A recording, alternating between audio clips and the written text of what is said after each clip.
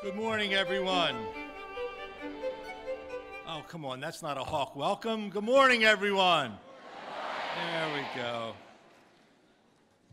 We want to show the Vice President why he should have gone to St. Joe's instead of Delaware. Yeah. Before I introduce President Reed, I'd like to announce that today we will be awarding or establishing the Joseph Robinette Bo Biden III Memorial Scholarship.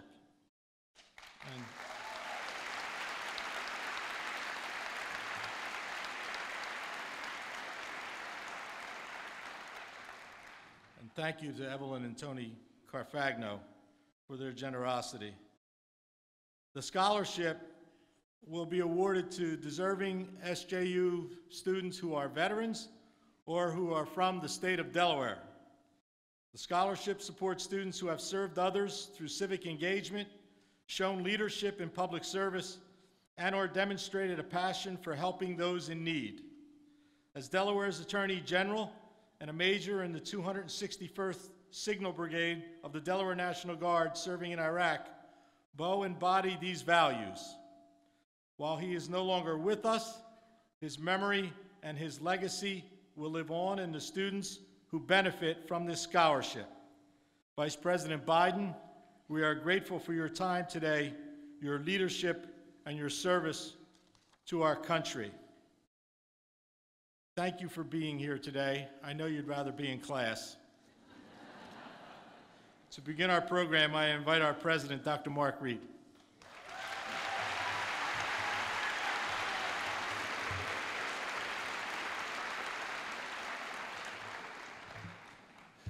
Well, good morning and welcome to St. Joe's.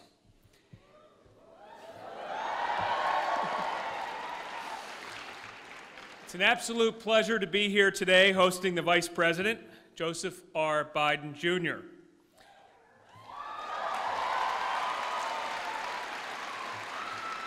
And a warm welcome to our campus community, to our alumni, our neighbors, our elected officials, and to Anthony and Evelyn Carfagno, benefactors of today's lecture.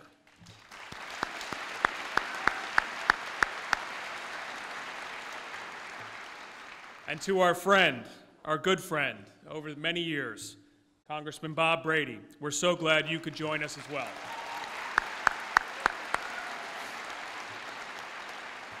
Some of you know this, but some of you do not, that in 1981, Vice President Biden officially became a hawk as the recipient of an honorary Doctor of Laws degree. So today is a homecoming, and we're proud to have him back on Hawk Hill.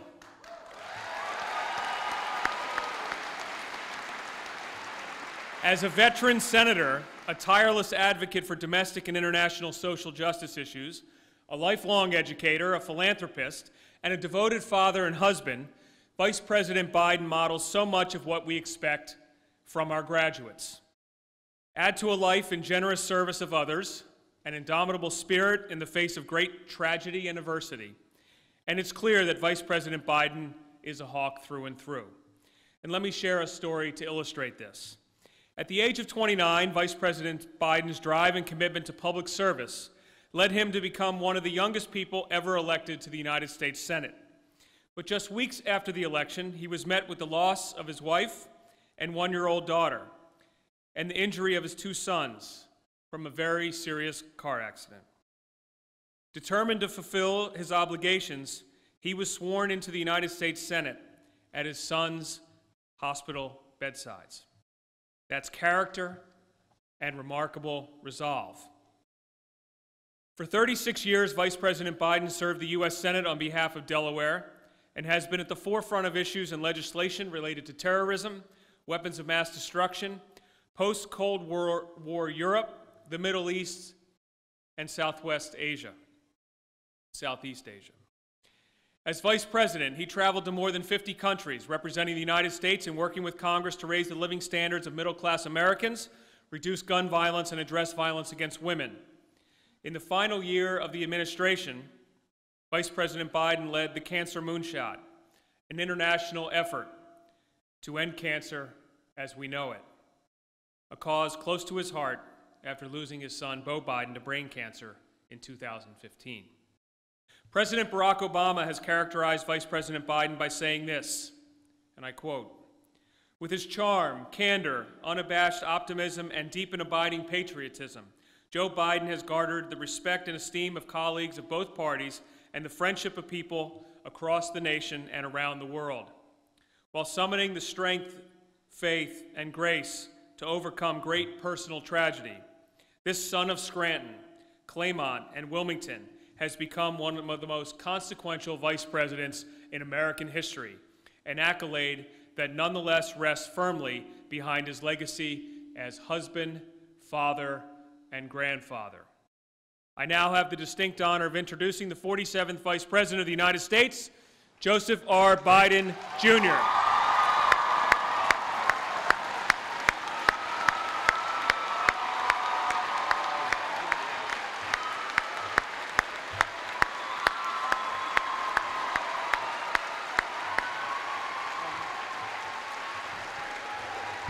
Hello, Hawks.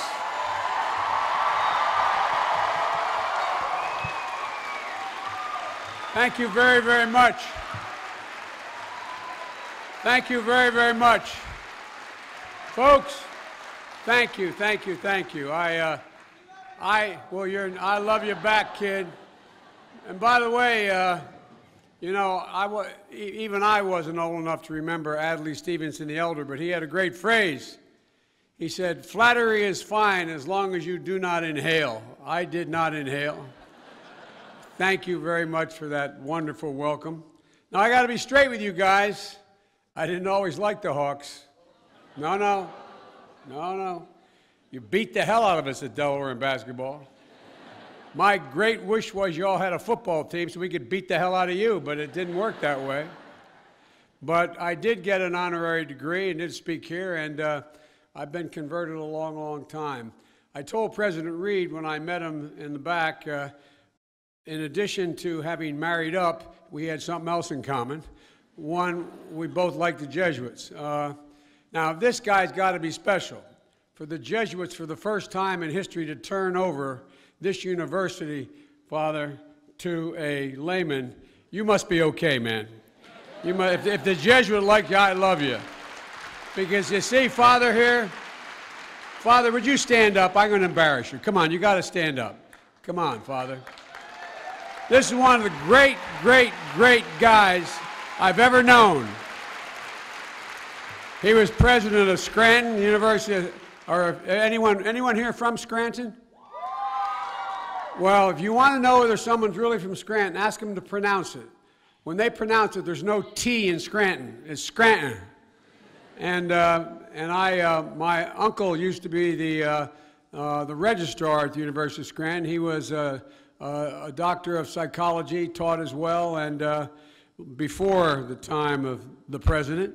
And I got to speak up at the University of Scranton, and I'm going to cause some controversy here, but no, I won't say it. I won't say it. But anyway, you're a loyal guy. Father, I love you. I really do. I thank you for all you've done and continue to do. I really mean it. You know, I want to thank you for having me here. You're an incredible group. And I want to thank the Jesuits, and I mean this sincerely. And the press is here, and what I'm about to say, I think they'll know. And that is that sophisticated people in Washington, I'm known as middle-class Joe, and they don't mean it as a compliment. It means I'm not sophisticated. But I always get asked, and I have since I've been elected, not a joke, are you really a practicing Catholic? As if, how can you really be a practicing Catholic? I am a practicing Catholic. My faith means a lot to me. And I always give the same answer, and fathers heard me say this. They'd say, why? I said, 2 reasons. The nuns and the Jesuits. Not a joke. Not a joke. And don't we have a hell of a pope right now? Guys, I ask you one thing. Every night before you go to bed, pray that Francis lives to 100. He's my kind of guy. Everybody forgets how the Jesuits started. I don't want to get off on the Jesuits, but anyway, I am a gigantic, gigantic fan. And folks, the fact of the matter is that I pray for Francis, and I really do, and I hope you do too. I'm not here to proselytize, but Bobby Brady prays for me a lot. He goes, oh God, hope Joe doesn't get in trouble today. But my mom used to have an expression. My mom, Catherine Eugenia Finnegan Biden, was a 5'1" and had a backbone like a ramrod, and I was one of those kids growing up, not a joke, who everybody in our neighborhood, and I went to school with, wished my mom had been their mom. Everybody, she heard everybody's confession, figuratively speaking. And my mom used to repeat, as my dad did, certain mantras that they believed, and the Vol boys are here, they knew my mom well, they know my family, that they thought were the important lessons in life. And my mother used to say, when she wanted to make a point, she'd say, look at me, Joey, look at me. And she said, remember, you're defined by your courage, and you're redeemed by your loyalty. That's Bobby Brady. If you ever have a problem, you ever want a man, if he gives his word, and he'll give his life for his word, that's the guy. That's why I love him so much. Bobby, Congressman, thank you. And by the way, that is an increasingly vanishing characteristic of the women and men that I served with when I got elected back in 1972. And Dean D'Angelo, thank you for having me here today. On behalf of my whole family, I want to thank you for the honor you bestowed on our son, Beau. The pathway to our heart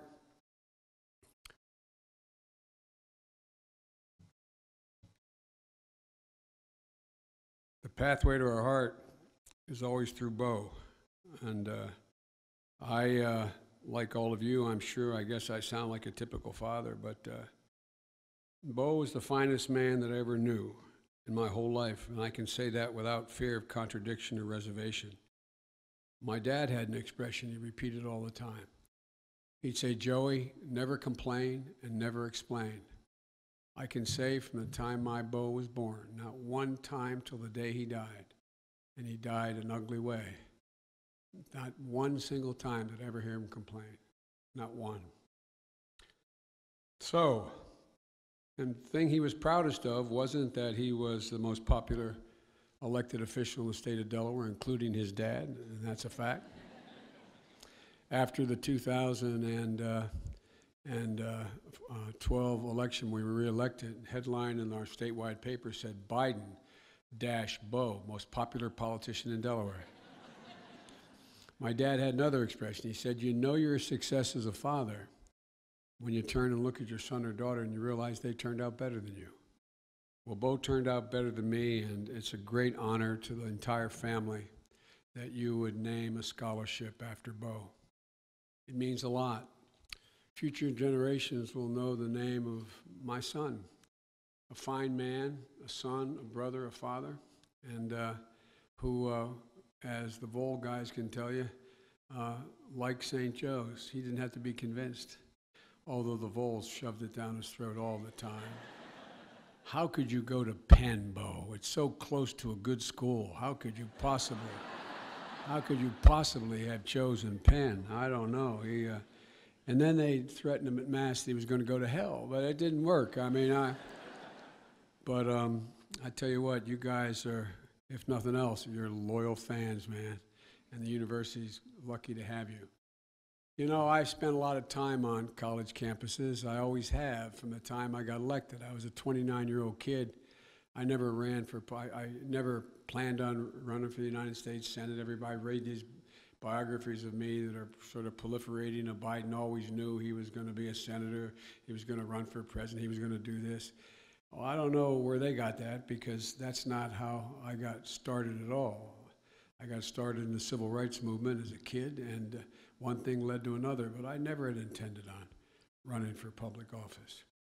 But I ran in a year that Richard Nixon won my state with 68% of the vote, and George McGovern was the top of the ticket.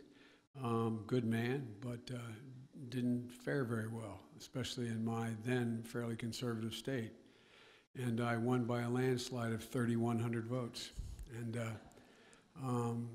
But I've always spent a lot of time on college campuses because it's the place I get inspired. My wife's a full-time college professor, and it is the place that I come to get rejuvenated. And when I wrote the Violence Against Women Act, I convinced the president after we found out that although we made enormous strides in over 25 years with violence against women, we made no progress with women between the ages of 14 and 24. Women dropped off on a college campus today in September or late August are 5 times more likely to be abused or raped than somebody in their 30s or older. 1 in 5 women will leave a college campus not because they don't do well.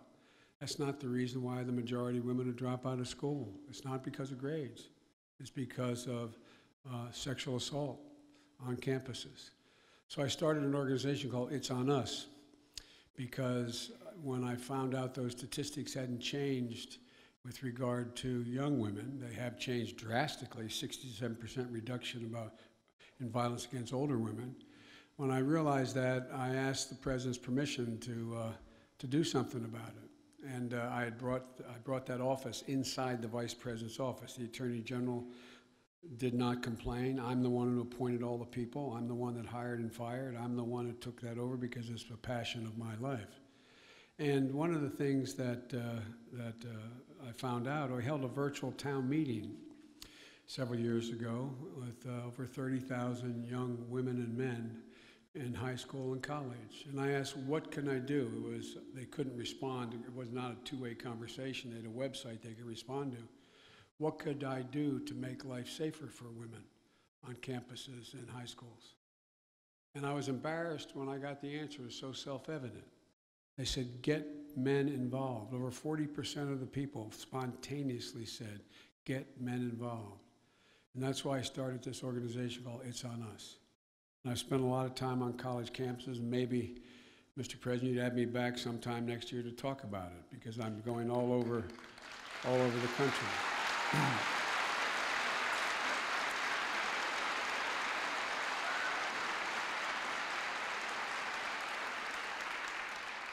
But the reason why I mention this is that, we have to stand up and get involved, get engaged.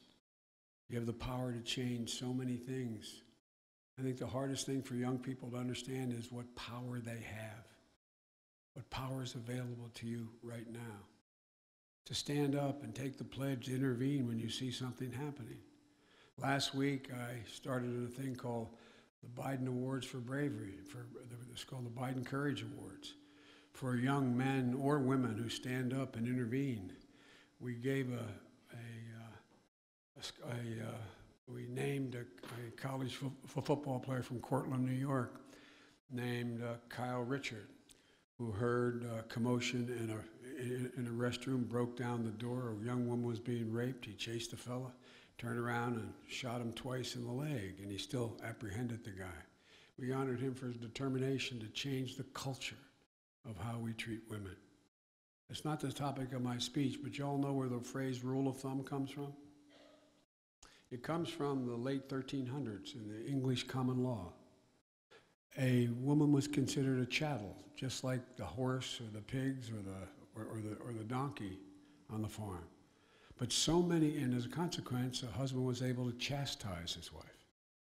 So many women were dying from being beaten to death, being chastised. The court of common law changed and would hold a man responsible if he used a rod bigger than the circumference of his thumb. This is a cultural problem we have, a Western cultural problem we've had. It's part of what we have to change the culture about. And so that's one of the reasons why I love Francis so much. He speaks out on this all the time. He talks about the equality of women. Because it all comes down to being involved. Weighing in on society's most pressing issues, like rational gun policy. These kids from Parkland are going to change. Mark, remember I said this. They're going to change the culture.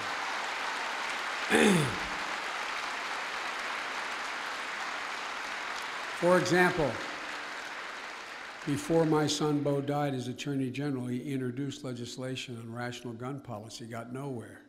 But guess what? Today it's going to pass the legislature. The Bo Biden gun safety law is going to pass in Delaware. Because of young people. Young people.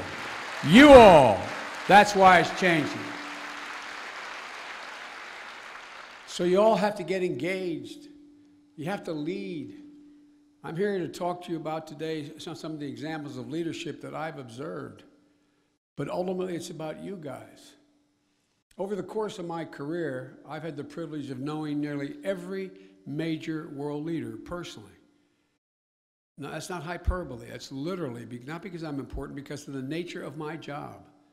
As the youngest person in the Foreign Relations Committee, I chaired that committee for years. As vice president, the reason I was picked is because my alleged foreign policy expertise. There's only 2 major leaders in the world today I don't know by their first names, because that was my job. That's what I did. And it's a great honor, as well as meeting leaders in science and the arts and businesses. And so today, I want to share with you some of the lessons of leadership that I've learned over the decades that are applicable to you at your age now. Because leadership at its core is about being personal. It's about being able to put yourself in the other person's position. Being willing to share disappointment as well as credit in the organization you belong to.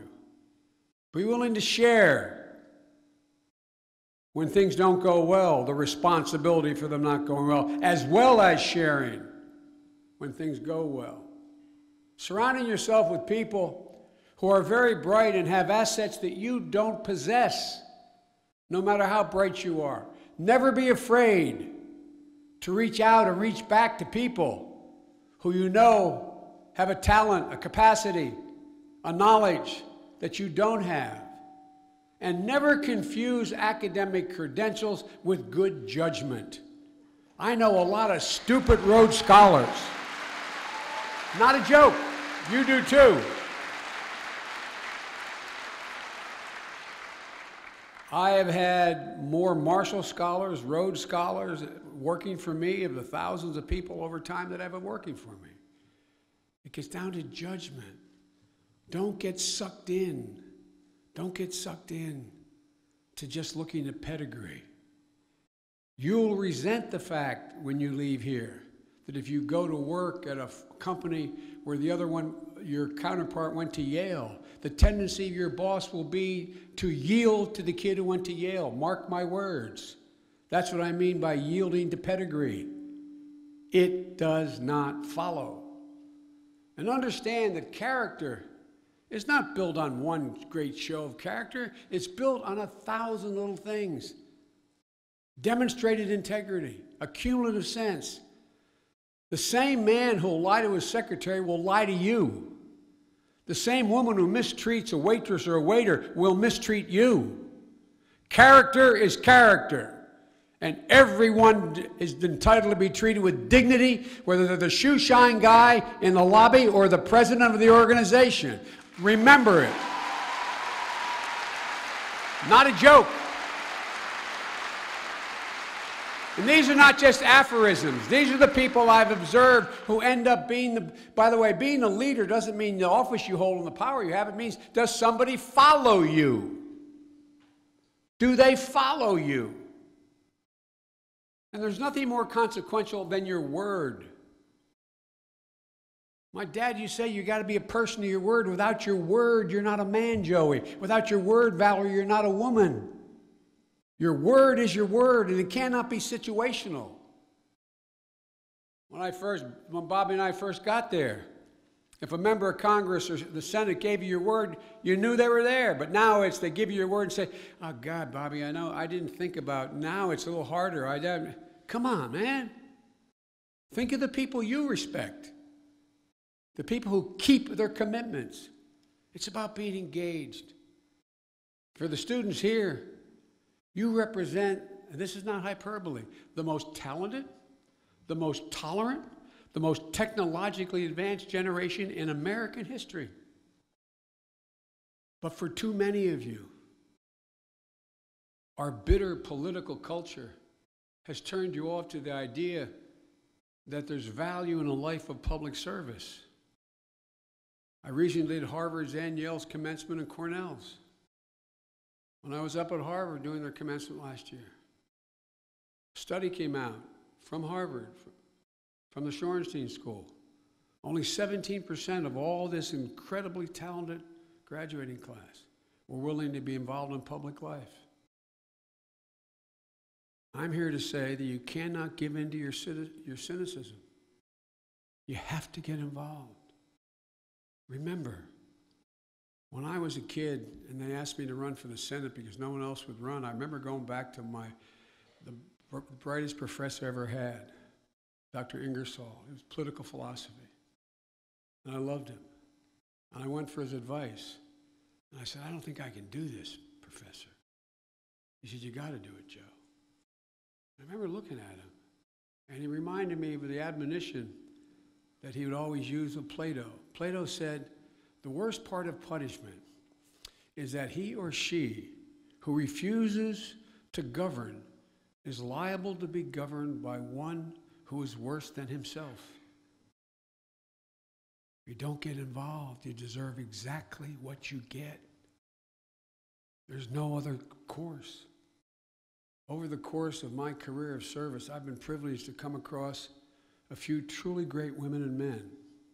And I'd like to give you several examples where I think genuine leadership has been exercised, and it can be exercised at any level. Leadership means staying true to your principles regardless of the cost, willing to risk your career, being true to your values in service to others. First person that comes to mind is a woman I greatly admire, Angela Merkel of Germany. She lived behind, I've gotten to know her well. She lived behind the Iron Curtain. She lived what it meant to be unable to escape oppression. Recently, as waves of refugees fled conflict and famine from Afghanistan to Iran and Iraq, headed toward Europe's shores, she stood up for what she believed, knowing it may cost her entire career, risking her political career and in the process saving tens of thousands of lives and preventing further catastrophe on the European continent. She paid a heavy price, but she was true to what she believed and what she knew. Leadership means being able to forgive serious transgressions against you for the greater good, and being able to work with that person who was the transgressor. It's not just turn the other cheek. I'm not giving you a sermon. It's a reality I've watched. Two people come to mind here, both my friends. One, who I didn't know as well but became my friend, Nelson Mandela. I got arrested years ago when I was the only man in the Black Caucus trying to get to Robbins Island to see Nelson Mandela in the late 70s. We were detained. Nelson Mandela was in prison for 27 years, 18 of those years on Robbins Island, most of it in solitary confinement. The other man was my friend to this day. We argued like hell, as Bobby knows. We went after each other all the time on ideas. But he's one of my closest friends in life, John McCain. In South Africa, Mandela knew the most important thing for black South Africans was to have greater opportunity, as well as not being vindictive against the white oppressor. I remember the first time he was invited to come to the United States after he was elected president. And I was his host because I was chairman of the Foreign Relations Committee. It's a tradition that the chairman of the Foreign Relations Committee invites heads of state to come to a private meeting in the executive room at that great large table you see, to just meet with the senators of that committee and the leadership. And I was waiting in line. The tradition is the chairman stands first and the committee lines up behind as the head of state comes in. But they told me he was running late, so I walked over to a telephone that's in the room, a big rectangular room. And all of a sudden he showed up, he came walking right past everybody, right over to me, put his hands on my shoulder and said, "Thank you. Thank you." I didn't know what he was talking about. He said, "Thank you for trying to come and see me. Thank you for battling apartheid." And I said to him when he came back to my office for a private meeting, I said, I don't understand how you can't be just filled with anger. Oh, he said, "Oh, Mr. Chairman." He said, those guards were just doing their job. That was their job. And he said, as I walked out, every one of them came up to me and said, "Nelson, we wish you luck." And I knew they meant it. So what did he do? He set up a commission on reconciliation. Instead of having a bloodbath, which would have torn that country together, and many people would have been justified in doing it. Remember what they used to do? The apartheid folks, the Afrikaners, they'd fill tires with gasoline, light them, and then put them over the top of the heads of black protesters. But they didn't. They embraced the oppressor. Not all were, but he embraced them. And look what happened. South Africa has a long way to go. But there wasn't what everyone would have predicted 5 years earlier. There was not a civil war that resulted in a bloodbath because he knew what was right for his people, all his people. John McCain. John McCain and my other friend who I'm having lunch with tomorrow, John Kerry, two of my best friends in the Senate. They both fought in Vietnam. John Kerry awarded the Silver Star. But John McCain kept in solitary confinement for almost 7 years. After only 2 years there, when his father became the CNO, the Chief of Naval Operations, the Vietnamese said, "We'll let you go. You can leave." And there's a tradition in the Navy, Army, Marine Corps, Air Force. First one in, first one out. Last one in, last one out. He said, "I will not go unless you release those who are here before me."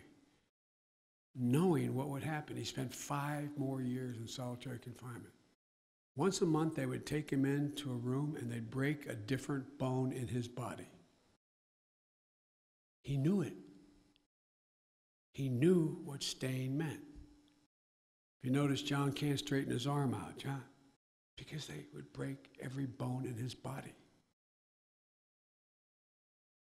But he took an oath. Leave no one behind. First in, first out, last in, last out. What did these guys do? They knew of the rise of China and the circumstances that exist in Southeast Asia, that it was time to normalize relations with Vietnam. This is over 20 years ago. So who led the expedition? John McCain. John McCain went with John Kerry. And for the good of his country, all those nightmares he subsumed because it was right for America. That's putting behind you the little slights you will have received, the things that you have reason to hold a grudge for. If it's better for the organization, the operation, the family, whatever it is that you're attempting to lead. Thirdly, leadership means answering the call to duty. And as we used to say in the Senate, if you forgive a point of personal privilege, my son Bo, duty before self. It generates an overwhelming willingness for people to follow your leadership. Leaders don't just lead through the example of their power. They lead through the power of their example. I know I'm going to sound like a typical dad, but my son Bo lived his values every single day. When the Attorney General of the state of Delaware became a judge, the governor turned and offered him the Attorney General's job. He had been a federal prosecutor in Philly. He said, "No, I don't want it given to me, I'll earn it." And he ran in a very tough election, and he won. In Iraq, he won the Legion of Merit, the Bronze Star. His commanding general of the United States Army asked to speak at his funeral. He said, "The thing about Bo is all his men and women would follow him wherever he led them." When I got elected to the Senate, the nomination time, he was in Iraq. He wouldn't come home for the nomination because his friends in his unit weren't able to come home. So General Odierno, the chairman of the Army, ordered him home. But he insisted that he would only do it at the risk of a court-martial if he was assigned to the Pentagon for the 5 days he was there and he went to work every day. But for the actual nomination where he got to nominate me before he left, for the swearing in, the only time he showed up was on that stage the day we were sworn in as President and Vice President of the United States. He had an opportunity. He was asked whether he would fill my Senate seat. Because when he volunteered to go to Kosovo for a year, he came down with a serious bacteria, exposing the fact he had a genetic marker for ankylosing spondylitis called bamboo spine. He kept going back and back to the doctors at NIH. Couldn't understand why. Because he wanted to get a waiver from the military to be able to join the military at age 32. Married, 2 children, and the Attorney General of the state. He was offered the appointment to the United States Senate. He turned it down. He said, "Dad, I ran for re-election to the United States, to Attorney General in 2006, and then in 2010. I committed to 4 years. I committed to change the way we treat child predators in this country, in my state. Dad, I have the biggest trial ever.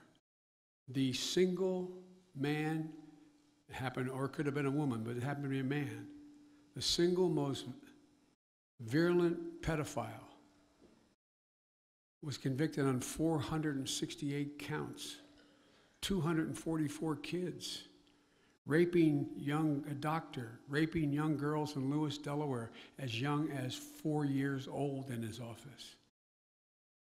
Bo said, "Dad, it's my duty to do this." And he turned down something he looked to his whole life, the Senate seat, which no Republican was going to argue about. Duty, duty, duty. People follow you when they know you mean it, when you have a sense of your duty. And it can be in small things. It doesn't have to be in a war. It can be on campus, seeing something wrong happen. It can be willing to stand up and speak about the need for a cultural change in anything. It's duty. I always thought that R.G. Ingersoll could have been writing about my Bo when he said, "When the will defies fear, when duty throws a gauntlet down to fate, when honor scorns to compromise with death, that is heroism." My Bo was diagnosed 15 months before he died with a death sentence. I met 2 women here that had went through the same thing with their children, stage 4 glioblastoma. But it was, Dad, look at me, Dad. When anybody asks you how I'm doing, say I'm doing great. Dad, I don't want anybody feeling sorry for me, Dad. A lot of people are a lot worse off than me, Dad. Promise me, Dad. The book I wrote, Promise Me, Dad, was premised on a conversation at dinner. He asked his wife to put his 2 young kids up to bed, lived 1.25 miles from Jill and I, and he looked at me and said, Dad, I promise you I'm going to be okay no matter what happens. 6 months before he died. He said, but Dad, promise me. He said, I know no one loves me more than you, but Dad, promise me. Promise me you'll be okay. And I looked at him, and there's 5 generations of Bidens of this stupid thing that people think, and I don't blame them. When you really want to be emphatic and know everything's on the line, you say, I give you my word as a Biden. He looked at me and said, Dad, look at me. Give me your word as a Biden. You'll be okay. He had one thing. He knew I'd take care of the family. But he wanted me to continue to be engaged in the things that have amplified my life, my whole life. Because those of you who go through it, the tendency is to withdraw. So I wake up every morning like my son Hunter does, who's the smartest man and the bravest man I've ever known.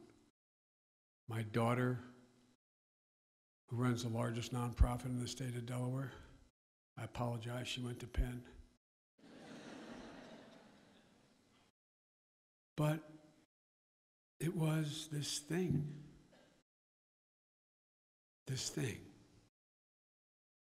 Because for him, it was always about duty, even if no one was looking. That was his legacy.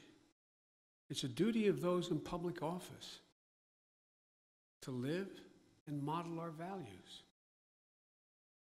As leaders, our words matter, but our actions matter even more. And I mean leader in anything you're engaged in, not just elective office. Another one of my mom's expression was, bravery resides in every heart.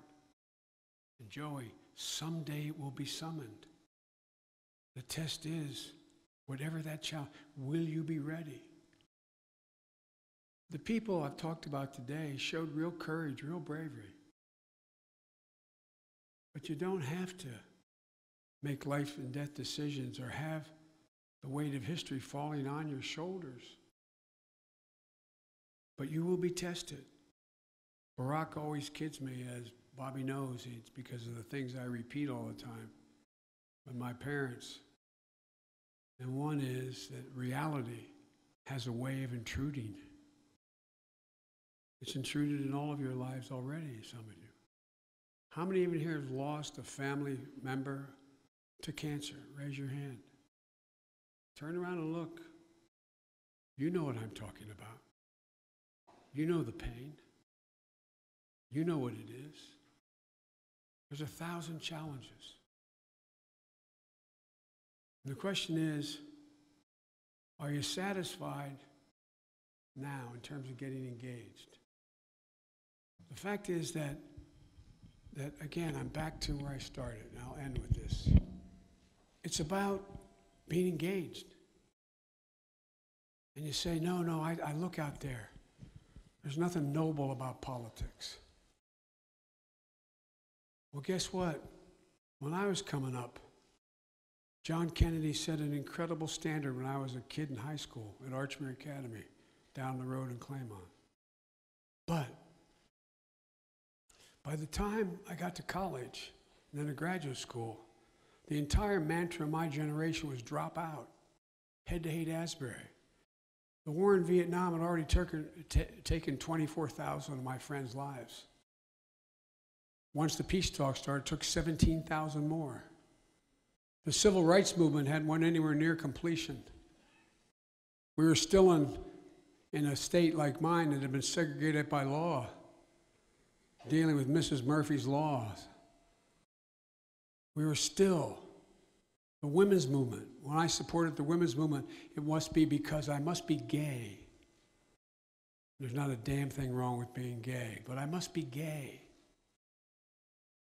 when I got deeply involved in the environmental movement as a young man. This was just to punish corporations. We were more divided on the issues back when I was your age than you are today. On almost every major issue, there's a consensus in America. Across the board. But what is broken is our political system. Our politics is broken. There used to be a guy named Jesse Helms from North Carolina, an incredibly conservative guy who made no bones about being a racist. He's the guy that fought the hardest and laid across the Senate floor, figuratively speaking, to stop the Martin Luther King holiday because King was a communist in his view. Well, one day, when I got to the Senate, and I didn't want to go because right after I got elected, on November the 7th, December 18th, I got a phone call. I was in Washington hiring my staff. And I got a phone call from a frightened young woman who worked at a first responders, a volunteer fire company. He said, "You've got to come home right away. There's been an accident involving your family." And I said, "What happened?" And she didn't mean to. She said, "She's dead. Your daughter's dead too." And she started crying. She said, "I don't know about your sons. My wife had been Christmas shopping with my 3 young children. A tractor trailer broadsided them and instantly killed my wife and killed my daughter. My 2 boys weren't expected to make it." And so I didn't want to go to the Senate. My brother Jimmy, who raised all our money, $287,000. Remember those days? He went to see the governor-elect. But in the meantime, to appoint someone in my place. But in the meantime, what happened, an awful lot of the members of the Congress, senior senators, Democrat and Republican, came to see me and said, "You've got to come. You've got to help us organize the Senate." I'll never forget Senator Pastore from Rhode Island saying, "There's only 1,703 people ever been sworn in as a senator. Your wife worked hard for this. You owe it to her. Just be sworn in. Just come for 6 months." So I agreed to go for 6 months.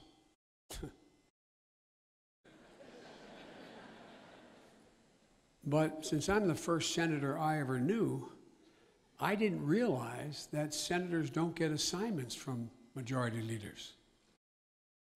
But I was instructed to be at the majority leader's office, Senator Mansfield from Montana, every Tuesday at 3 o'clock. And if you ever watch the Senate C-SPAN, you see we walk through that gilded door with the gold leaf on it, and we go down to the well of the Senate to vote. Well, I used to walk in that way every time I had my meeting because his office was across the other side of the Senate to see when the last vote would be so I could get on the train and come home and see my boys.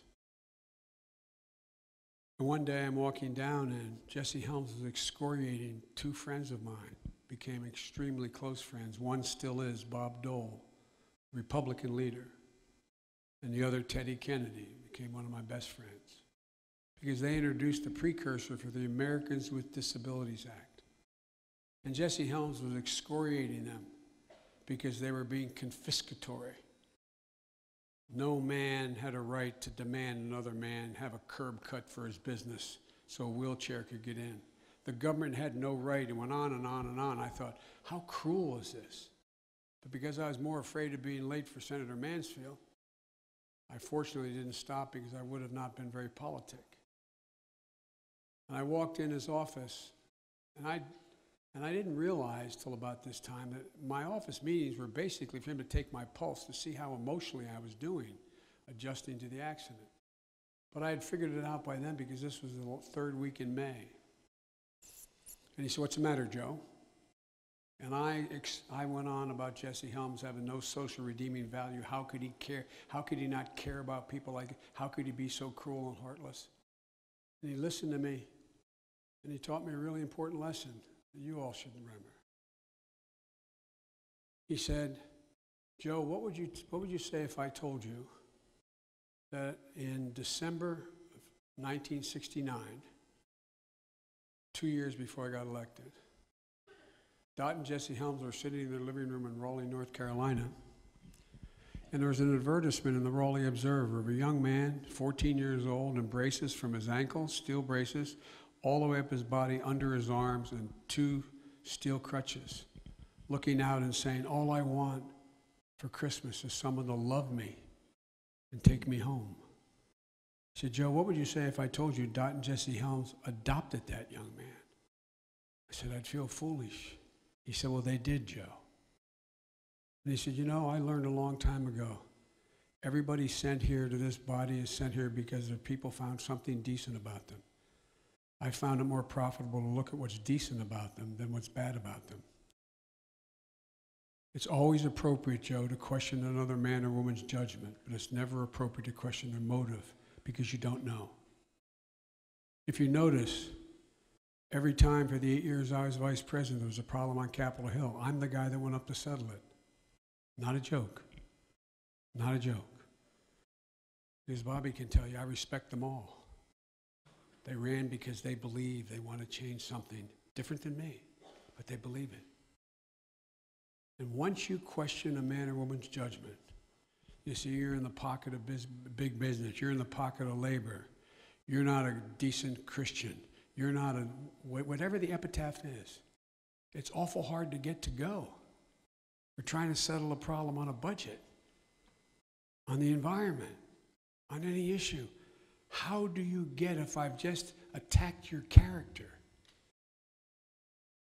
It's awful hard to make the country function. And we are uniquely a product of our institutions. We cannot govern without consensus. Which leads me to my last point. I'll get out of your hair. All of you students, we're not trying to be nice to you when we talk about how bright you are and how well educated you are, how savvy you are. This generation is different because it's cognitive capability that's the coin of the realm now. In a bizarre way, we have a much more egalitarian society. I can tell you where all the brilliant young kids, and they're brilliant, who work in the administration and up on Capitol Hill. Like I said, I had 7 Rhodes Scholars on my staff at one time, 4 Marshall Scholars, Fulbright Scholars. They're brilliant young people. But without knowing Washington, I never lived there until I became vice president, I can tell you what neighborhood they live in. Because you tend to associate with people who like the same music, the same culture, similarly educated. And so they're black and white, Muslim, Christian, men, women, straight, gay. But they're disassociated from where they came from, in terms of those middle-class neighborhoods they grew up in. And so they're not engaged. Don't fall in that trap. Remember where you came from. Remember how you got here. And leave nobody behind. Ladies and gentlemen, your generation of college students have a greater opportunity than any generation in the history of the United States of America to make America great, because all you hear is the negative stuff. I don't know a single solitary world leader who wouldn't trade places in a heartbeat with the President of the United States of America. In a heartbeat. We have the most productive workers in the world, 3 times as productive as they are in Asia. It's not only we have the most powerful military in the history of the world follows us because of the power of our example, our values. That's why we've been able to put together the greatest alliances and the greatest economic growth in the history of the world. Fewer people are in poverty today than any time in the history of the world. Fewer people are dying today than any time in the history of the world. They are the facts.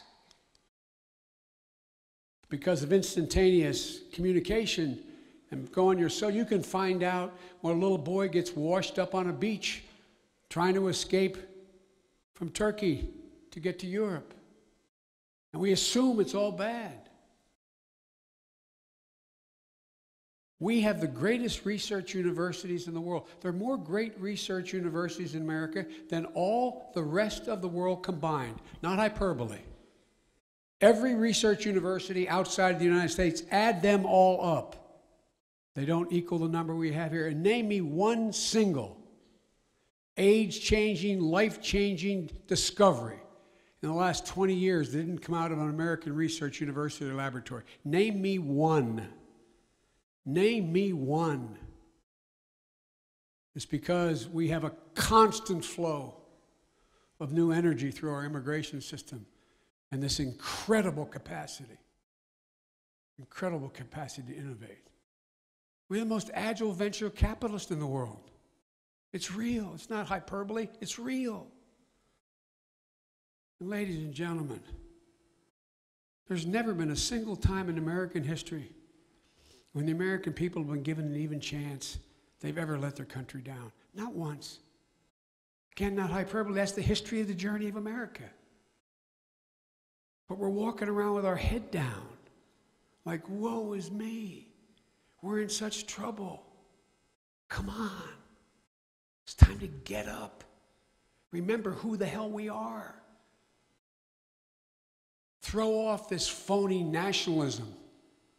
Since when did we ever think that we don't benefit when another country becomes a democracy?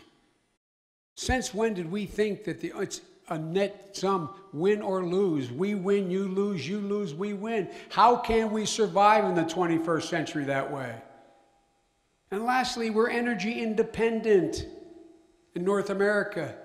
And the United States by itself by 2022 will be totally energy independent and have the capacity to lead the world to an entire new era in renewable energy. There's so much there. So much we can do. But we desperately need you. And that's not hyperbole. Not a joke. I'm not here to satisfy college students because I'm not satisfied with you. Because you're not engaged enough. You're not engaged enough. No matter how well you do, you cannot build a wall high enough to keep the pollution out. No matter what. No matter where you work. If the streets aren't safe, you are not safe. No matter. No matter. And you can change it. I think it's close to only 30% of you in college age voted last time. 72,000 votes nationwide decided this presidential election. If 18 to 24-year-olds voted the same percentage as the national average, you own it. Not a joke. Look at the numbers. You own it. You can fundamentally decide who holds your congressional seat, your Senate seat, the mayor, the president. Again, that's not hyperbole. It's a fact. So don't tell me you're helpless. And by the way, the system is so wide open. My God. And see what's happening now? I go back to now my generation. Well, by 1968, when I got my law degree, the only two heroes I ever had in politics had just been assassinated that semester. Dr. Martin Luther King. And as I walked across my stage, the news was that my wife is calling.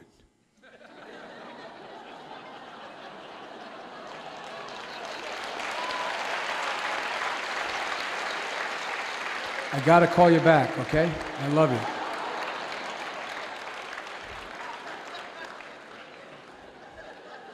I apologize.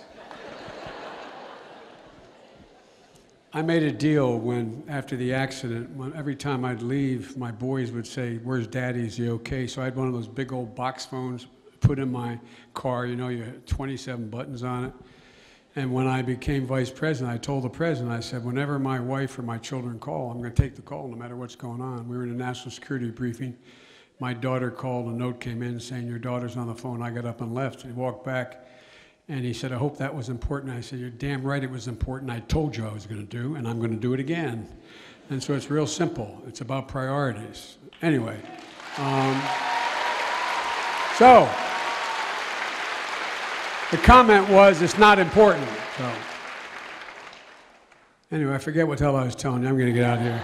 Guys, you can change anything, okay? I walked across that stage, a kid from Claymont, Delaware, Mayfield, a split-level house, 2,300 square feet, 4 kids, typical middle class with a grandpop living with us. And we were fine in a safe neighborhood. But I walked across that stage at Syracuse determined I was going to help change things. And 4 years later, I was sitting in the United States Senate. I didn't plan on that part, but you can change it. So please, please, get engaged. Reach out to the people that you disagree with. Listen to them. Don't dismiss them. Listen to them. Talk to one another. Talk to one another. The reason the politics are so mean now is we don't know each other anymore.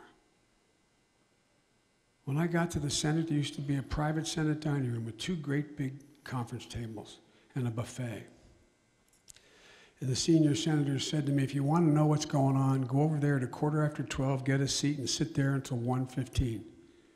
And you hear all these old timers talking, working things out, Democrat and Republican, telling stories, getting to know one another. When I know your wife, God forbid, has breast cancer, or you know that when I was a kid I stuttered really badly, or you know that so-and-so has a son or daughter who is an addict and struggling. No matter what your political disagreement, it's hard to dislike that person. They're humanized. You know one another. We don't know anybody anymore. That dining room I told you about, where I'd go over and sit and listen, with 2.5 years left to go, I realized there were some new members of the Senate, Bobby, I didn't know. So I thought I'd start going to lunch in the Senate dining room. And I walked up, you know what it is? There's no tables there anymore, they're just lounge chairs. There's not a single solitary place in the United States Capitol senators can get together and have lunch with one another and just talk. Not one. We don't know one another. There's a famous Maasai greeting of the Maasai tribe in Africa. I think it's the most appropriate greeting any people could have. They walk up and they put their hand out and say, I see you. We got to start seeing one another. There's nothing beyond our capacity. This is America. So make it work. Thank you.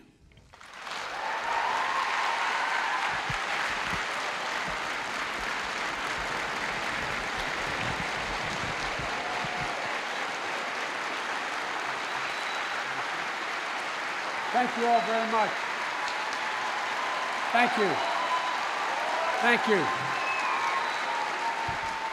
Every time I'd walk out of my grandfather Finnegan's house in Scranton, he'd yell, Joey, keep the faith. And my grandmother would yell, no, Joey, spread it. Go spread the faith.